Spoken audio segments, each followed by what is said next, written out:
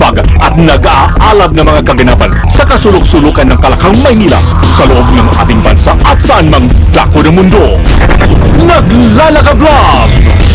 Katatampukan ng mga pambihirang kaganapan na bumabandera sa mga police blotters, mga kulay dugong pangyayari na nakakagimbal at mga nakakatawang pansin eksena na tiyak na pag-uusapan.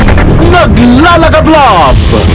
At narito na ang naglalagablab na mga balita sa DZXL 558.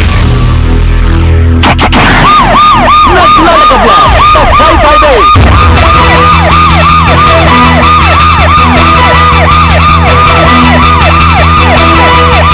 Tuloy mga balita, makasama ngayon po umaga ng Martes, 18 ng Pebrero.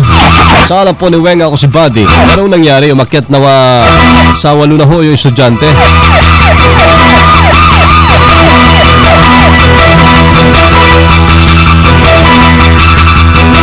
Dito man tayo sa Makati, kulong yung isang mister matapos gawing punching bag ang kanyang misis dahil laman daw sa pera. Sa salaysay na biktima ng itinago sa pangalang Rose, 25 anyos, sinabi nito na pinagsasapak at kinaladkad siya palabas ng kanyang bahay, ng kanilang bahay ng kanyang mister. Sobra. Nagsimula niya ang kanilang pagtatalo nang manghingi ng pera ang kanyang mister, pero nang walang maibigay si misis, siya ay binugbog. Nabatid ho na matagal nang sinasaktan pala ng mister ang biktima at yung nangyari ngayon ang pinaka malala. Pasig naman, matigas naman kaya ng matagpuan isang binata ng kanyang pamilya sa barangay San Antonio. Nilalang biktima si Edwin Macasero, 55 anyos. Binata pa ho ito, nakatira sa may 22nd floor ng room 2207 Grand Emerald Tower, dyan sa may F. Ortigas Jr. Avenue, corner Hernel Road, Ortigas Center.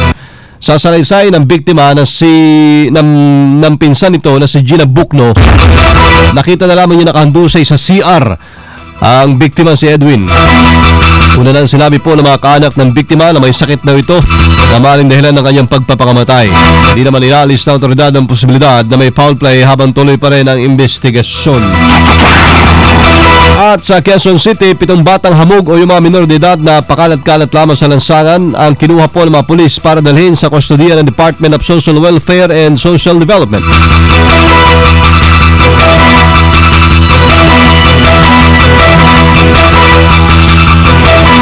Ama ito ay nasa edad mula 8 hanggang 2 taong gulang at sinasabing biktima o nambibiktima sa May Muñoz at North EDSA. Inuli po ng mga tauhan ng Station 2 ng Quezon City Police District ang mga batang hamog matapos makatanggap na maraming reklamo laban sa mga ito dahil sa pandurukot at paghit-hit ng mga pinagbabawal na gamot. Kabilang na siyempre marijuana at pati shabu. Akala ko rugby lang. Naglalagablab sa 558 DZXL Bulat Palaro.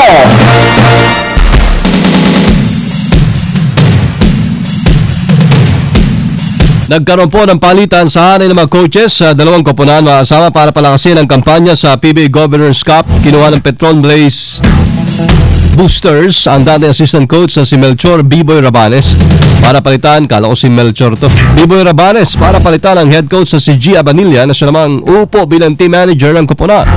Habang ang dating team manager na si Shot Tankinsen ay lumipat naman sa Barako Bull bilang coaching consultant ni head coach Bong Ramos dahil tapos na ang kanyang kontrata sa Petron.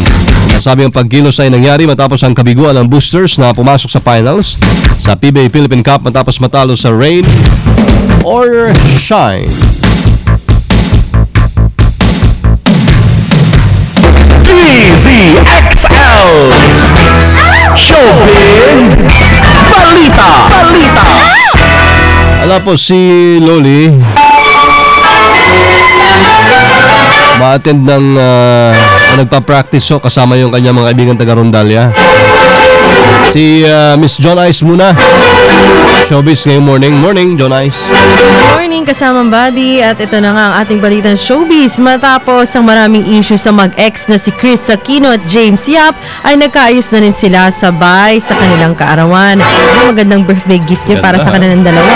Sa Instagram post ni James, makikita ang larawan nila ng anak na si Bimbi kasama si Josh na sakay sa isang scooter. Say ni James na kumpleto raw ang kanyang kaarawan dahil nakasama niyang muli ang anak na si Bimbi, na halos 5 months daw niyang hindi nakapiling.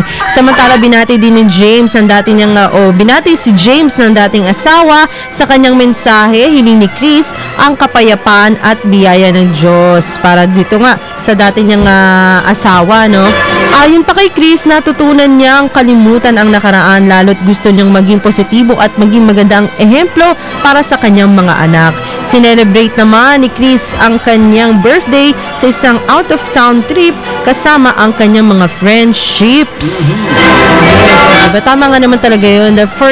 Actually, mahirap talaga mag-forget diba? Pero madali magpatawad, mahirap makalimot. yes, so kung nagawa nga ni Chris Aquino na ma-forget and forgive, kung nagkaroon man sila, maganda yun, magandang ehemplo nga yun, hindi lang sa kanyang mga anak, kundi sa lahat na yan.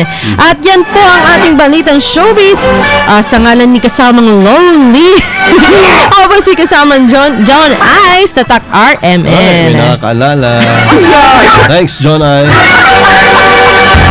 Hindi gasgas, hindi umatras, medyo madulas. Ito ang balitang panghimagas.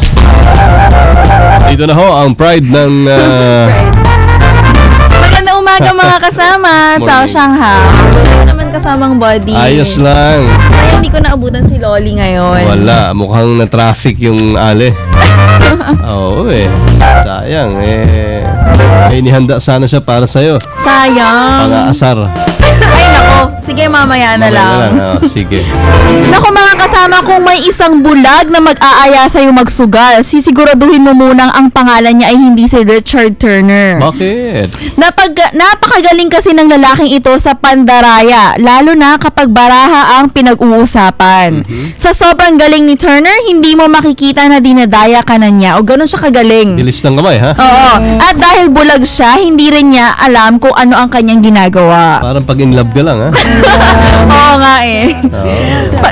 Love is blind, ika nga. Hindi mo alam na niloloko ka na pala. Oo nga. Hindi mo alam na kung ano-ano ang pinagagawa sa likod mo. Hindi mo alam, sinasaktan ka na pala. Pero dead ba ka lang? Love Oo. Talaga. Kilala bilang the card mechanic ang lalaking ito na taga San Antonio, USA. Gamit lang ang kanyang matalas na pakiramdam ay nagagawa niyang mandaya. Kung kaya hindi ito natatalo sa kahit anong sugal. Alam niyo ba mga kasama, itong si Richard Turner ay na-feature na rin sa kung ano-anong TV shows at Guinness World Record. Dahil sa sobra nga niyang galing. Holder pala yan, no? Oo. Ng world record. Ng pandaraya. Yun lang. Pandaraya. Yun lang ang titulo niya. Siyempre ayaw naman natin nun, di ba, kasamang body? Oo. Gusto mo kasi pag minahal ka, talagang purong-puro. Oo. Walang halong daya, di ba? Tama ka. Okay ka na? Okay na ako. In love ka na ulit? May ganun. May babating ka, baby? Hello pala kay Brandon. Ingat-ingat sa pagsusugal. Thanks, baby. At yan po ang balitang pahimagas. Kundi sa XL Sin Won Chong Sin Washer Phoebe na Tak Armen. Naglalagam sa 558. Kahit na di mo na ko DZXL Bulat Trapiko. Eto na ho. Hinahabol, inaabangan, at talaga namang nagtitilian silang lahat. Live from where you are, Sylvester Rambo Labay is in the house. Morning, Rambo. Good morning, kasamang Barry here. At tama yung sinasabi mo. At kinagigiliwan pa. Kita mo na. Butit, 25. dinagdagan mo, ha? Lalo na si Queen Heart, ha? Yung Queen Heart na si Donna, nagikinig tuwing Ganun ba? yung sound trip with Rambo Labay. Queen Heart. Sunday. Oo. Minsan, kahit nasa Good Morning Metro Manila program pa lang, daming gusto makipagkita sa'yo kagad. Talagang umaga pa lamang. Umaga pa lang, nagtitext na sila. Inuubos yung band paper natin. Kaya napagkakamalan nga ako, ikaw na. Ako relax lang muna kayo dahil alas 12 ka pa, di ba? Diba, hanggang alas 3 ng... Oh, kita mo na. Ako, Pero talagang, at katunayan, meron ng fans club kasamang body ha. Anong pangalan? X1. DXL Sound Trip with Rambo Labay Fans Club. Wow! Pangklase talaga. Congratulations. May presidente na rin. Merong presidente international yan. Meron sa ibang bansa at dito sa National Capital Region. Galing, galing. Quezon City chapter, Oo. Pasig chapter, Malabon, Camanaba area at buong Pilipinas na. So, mag-a-eyeball na kayo sa March. Eyeball na sa March. Very good. Yan sa National Press Club makikita. Oo. 8 ng umaga hanggang alas 5 sa ika-5 palapag ng National Press Club. National Press Club ba? Oo, Galing. Yan pa ha. Yung mga Rambo Labay Fans Club International. Congratulations, Rambo, and we're so much proud of you. Ang DCXL kailangan yung public service at pamparelax. Tama. Ang layunin natin. Public service and relax sa ating mga kababayan. Pamparelax yung mga motorista kasamang body. Kamusta ang traffic? Kasi dito sa kahabaan ng Commonwealth Avenue ay banayad ang usad ng mga sasakyan dito sa kahabaan ng Commonwealth Avenue hanggang sa makarating sa Sandigan Bayan. Pero pagkatapos dito sa Litex Bagyang buwabagal ang usad ng mga sasakyan sa kabilang linya dito naman sa patungo sa bahagi ng Delcoa, patungo EDSA, usad ng mga sasakyan hanggang mabagal pagdating sa Delcoa hanggang Elliptical Road. Kasi ito tuloy-tuloy na muling babagal pagdating sa harapan ng NSO. Galampas nito tuloy na yung usad at muling babagal pagdating naman sa EDSA. MOTTO! King MOTTO ko o moto ando ko yan kay Professor Eric San Juan. Lagi nakikinig yan si Prof. Eric San Juan, Joby de Guzman, si Queen Heart, nakikinig din si Delighted Dirty Boy, isang linggong handaan, si Val Gonzales at si Edmar Istabelio. Ang motto for today, kasamang buddy, sometimes you have to cry not because you're weak, but because you have been strong too long. Tagalogs. In Tagalog, kasamang body, sa mga pagdinig sa Kongreso, minsan kailangan mong umiyak upang hindi ka makarinig ng halakha. Ayos ka. Pangklase ka. Bagay na bagay kasamang body. Bagay, bagay. Pagka-relax, parelax yan. Oo, may kasabihan nga. Oo. Bago ka sumuko, subukan mo muna. Tama yan. Ang bigat sa... Subukan mo muna. Susuko. Thank you, Rambo. Thank you very much sa kasamang body. At sa China, Shanghai, China, binabati natin, may nakikinig sa atin ha. Ay, masarap ang pagkain dyan Ang sarap na pagkain dyan sa Shanghai, China. Nakikinig din. Iba pala yung Shanghai na sinasabi ko. Sarap yung Shanghai roll pala yun. Kasama mo, kasamang body sa kahabaan ng Commonwealth Avenue.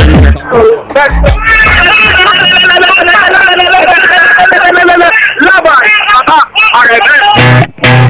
You're insecure, don't know what for. You're turning Dire-diretsong naglalagablab. Balitang tatak RMN nyo pong napaigan sa DCXL 558 mga kasama.